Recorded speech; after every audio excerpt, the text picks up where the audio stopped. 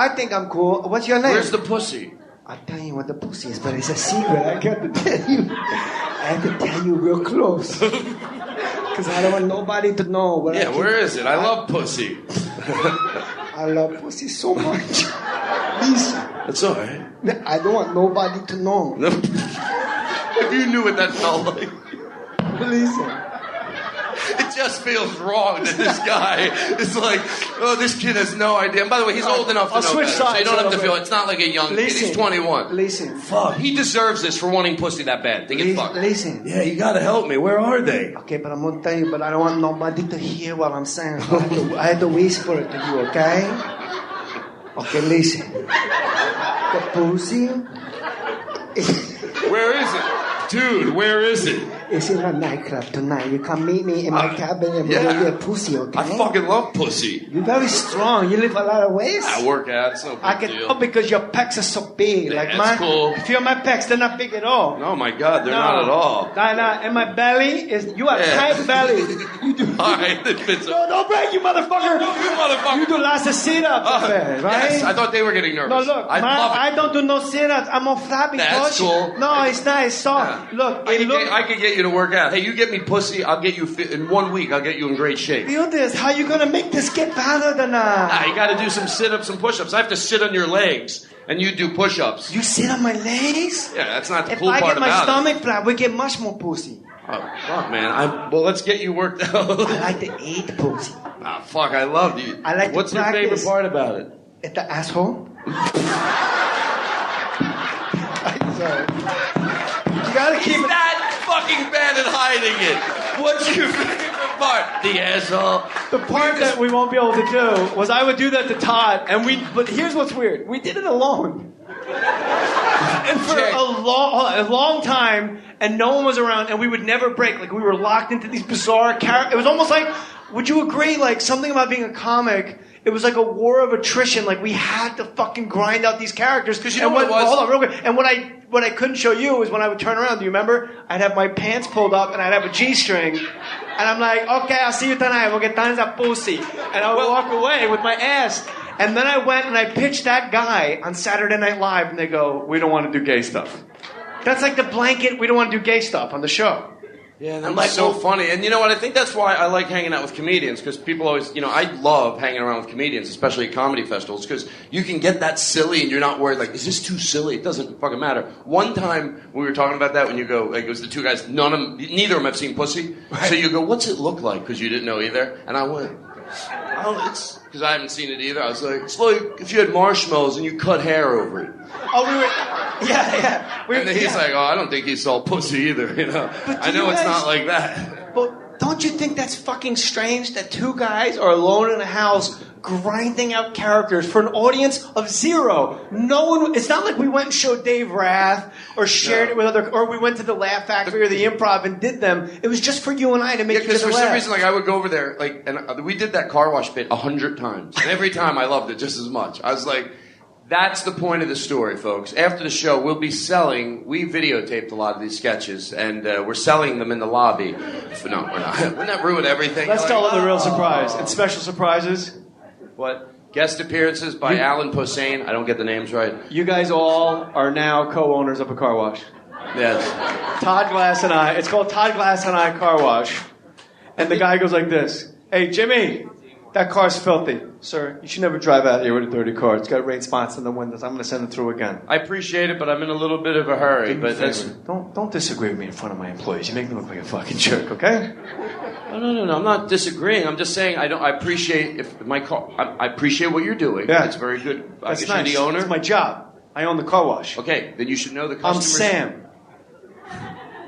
I understand that. Yeah. Okay. You seem a little aggressive, I gotta be honest with you. Well, I send your car through. It's like $18 to get a car wash, and you're like, I don't want my car washed. I feel like you're scaring me. I would rather my car not go through again, but I'm okay with paying full price. You like pussy? I fucking love pussy.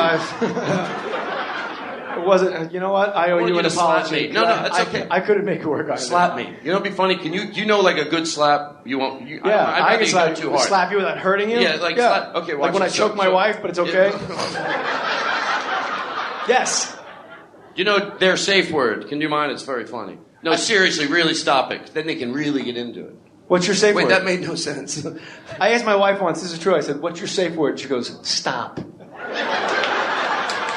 So far, no stop. So you're the owner. You will not be talked down to, so you slap me. I go, it's my car. I don't want you to run it through again. Buddy, I'm running it through. No, you're not. Why don't you hold the mic so that people can hear you first Because of all? then I'm afraid you'll hit your hands on it. No, I'm a... Hey, don't tell... Oh. That was terrible. She got All scared. right, let's All move right. on to something else. That was a terrible idea. I'm sorry. You know what? Oh, listen. I was in Manhattan. This is a story I wanted to tell you. Sorry, anyway. Will you tell them a story about when you and your buddies went and saw Don Rickles because you love Don Rickles so much? Oh, when I was me and my brother? Yeah. When we were, me and my brother were 12. Good. That's good. That's all you have to say to do Don Rickles. That's good. This guy's over here going, when we were 12 or 13, I was 13, my brother was 14, we got tickets to go see Don Rickles. I was so excited. We just wanted to make fun of us. So we got first row tickets, and we just couldn't wait, because he would go around the whole first row, and the band would play, bum, bum, bum, bum, bum, bum, bum, bum, bum, bum, bum. And this guy, you doing? Is this your parents? Put him in a home. Anyway, and then he got to me and my brother. He did it to everybody. He went, that's good. How you doing, my friend? Is everything okay? Did he get the wallet? Anyway, it's good to see you. Take it easy. Tell your face to rest. Anyway, and then when he got to me and my brother, I swear to God, he goes, what is your name, my son? I said, my name's Todd. He goes, you seem like a nice young man. What are you in, I'm in high school. He goes, and you're in college? Work hard, and I'm sure you seem like bright young men, and a lot of good things will happen for you. How you doing? And we were like, what the fuck was that? Look at my brother's fucking nose and red hair. So he was being sweet, but you left an important piece out, is you wore a Hawaiian shirt, and your brother had red hair, and he combed it up higher and higher. Yeah. So Don might have thought you were special boys, so he laid off. And what I love, and you don't even remember this, the very next sentence he said, there was an Asian couple over here, and he goes, work hard, you probably get exactly what you want in life, okay? Look at the Chinaman on the corner working on the railroad. Like, he went from work hard to fucking Chinaman. Because you and your brother you pre-gamed a Rickles show. You're like, I'll wear my Hawaiian shirt, and he'll go, it's good, nice shirt. I didn't know Hawkeye was in the audience. Anyway. Maybe it all comes full circle, because remember tonight when I was joking about she wanted to participate, so I didn't want her to? Whenever someone's shy, it usually tends to make a better person in the audience to deal with. Shy is a little funnier, because I could tell you were like, oh, I want to say something, I didn't want to go near you. That's what Don Rickles did to us. He's like, and this guy over here. All right, a young 14 or not, you're fucking trying too hard. Oh, fucking pistol. He goes, I'll win. Good luck to the both of you. You seem like nice people. I fucking stuck him. Anyway, and then he went to the next guy. He wouldn't do that. We were young. Do you think when Rickles was backstage, he was at his manager go, do you see me be nice to the kids up front, huh?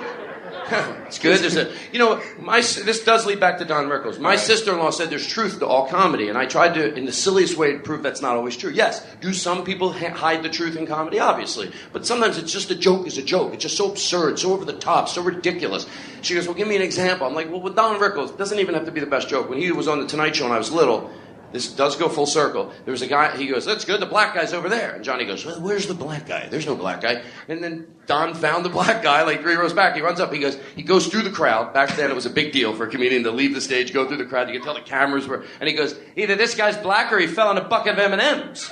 Now, did Don Rickles really think that guy fell in a bucket of M&Ms? Is there a little truth to that? So in other words, would he go home and go, and M&Ms aren't black. Yeah, they're red, they're green, they're yellow. So what if it doesn't even make any sense? That's what you would say to No, but if my sister-in-law's right, that means Don Rickles really went home and went, yeah, there was a guy in the audience fell in a bucket of M&Ms. Or he was, Rickles got away. You could never do what Rickles did. Ever. Like, remember he did the Grammys, and he pointed to John Amos from Good Times, who was sitting next to Quincy Jones, 2 of the classiest black men to ever walk the earth. And he goes, it's good, John Amos and Quincy Jones, unga bunga bunga. Remember this? And he goes, John Amos was backstage with a sign, white women this way. See, the times change. See, you guys even moaned. Rickles does it at the Grammys, and it was like, yeah, he's making fun of the blacks. It's hilarious. As years go on, though, people, even he's aware of it. That's why he changed his thing. I remember in his act, and could you say I'm the most obsessed Don Rickles fan possibly in the world? Yeah, you have a Don Rickles problem. You should be on Hoarders. Yeah, because your house is filled with Don Rickles board games. But it is funny how sometimes even he found himself being a little bit like, like Bob Newhart, I imagine, would go, Don, it's 1990, there's black pilots. Because he would have a bit in his act where one day, ladies and gentlemen, and the band went, bum, bum, bum, bum, we'll have a black pilot. I could see it now. People are like, yeah, there's black pilots, Don. It's 1990, there's black pilots. Did that really happen? Yeah. That came out of his act later in the years. Like, should have...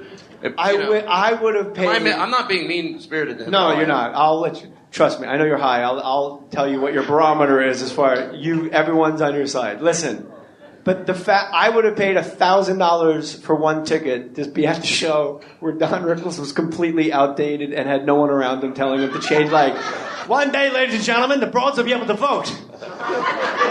And we'll have black pilots, and they're doing like, dun, dun, dun. Is that what you're talking about? Yeah, the band would come in like it was instrumental. Dun, dun, dun. Puerto Ricans will walk free,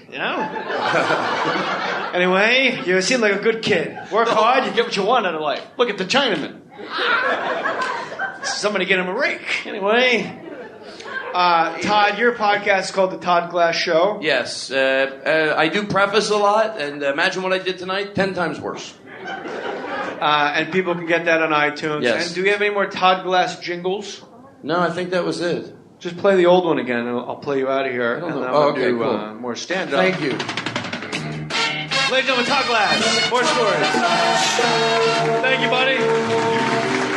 One of my dearest friends did comedy out of a Jeep, and he won this woman over right here. Thanks, Todd. I will say this. You try to get a comic to leave Hollywood and drive during rush hour to come to the Irvine Improv for free to just sit and bullshit on stage. It's kind of hard to do.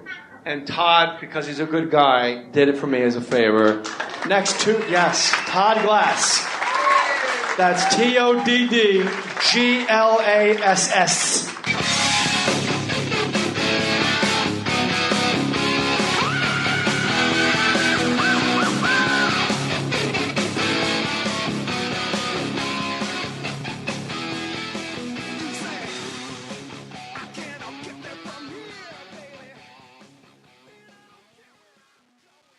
Hey, do you guys want to buy a kingfish? You want to live in a crazy house even though you're not crazy? Are you in the market for two-headed monsters?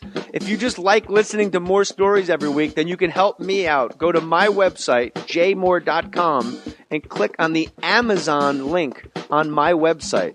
If you're going to be shopping at Amazon anyway, why not help support Mohr Stories at the same time by going to jmohr.com, JAYMOHR.com, bleep, and then click on the Amazon link to their homepage, and then you can shop for whatever you want. Instead of me pushing a product on you, you can just simply go to Amazon.com through jmohr.com and get any product you want. I mean, I do a lot of favors for you, don't I? I ask you for one thing here, Henry. Go to Amazon.com through jmohr.com. Look, this is Harvey Keitel. Go to jmohr.com. Click the link. Who's going to be okay at Amazon.com through jmohr.com? Say the damn words. Do me a favor. Help us out. Help keep this podcast rolling. You know how much money I got to pay Matt Cohen every week? Go to Amazon.com through jmohr.com, and I will personally mail each of you $15 million. Part of this was made up. This has been a production of Smudcast Internet Radio.